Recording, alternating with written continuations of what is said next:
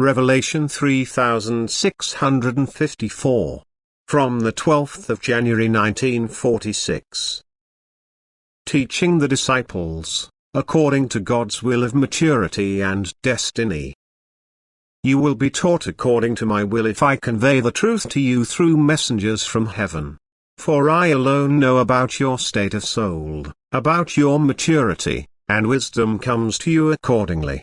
That is why the teachings are kept in a form which can increase your state of maturity in a short time.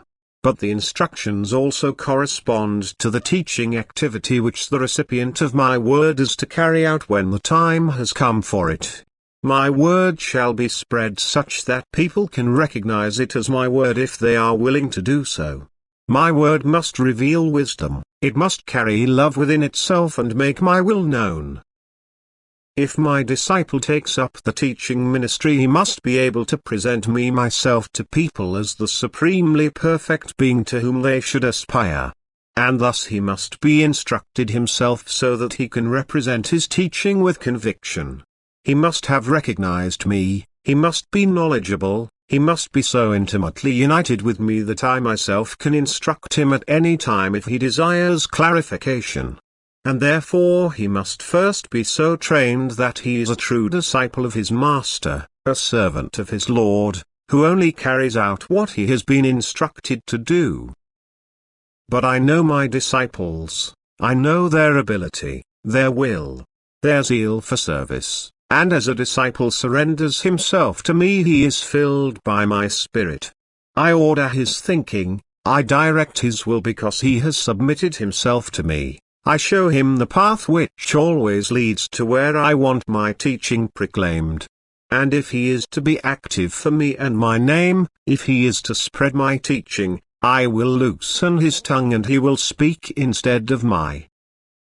The instruction of my disciples beforehand therefore takes place on my behalf, if I don't express myself but let my messengers be active as teachers, and they will always want the same. Only my will be carried out in every proclamation, for it is my word which is conveyed to my servant on earth, it is my word which the recipient receives, although it is not offered as a father's word but is conveyed to the human being by spiritual beings full of light.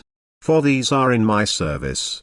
They carry my will within themselves, they are permeated by my strength and filled with love for me, so that they only ever work for me in order to contribute towards the redemption of the unfree spirits.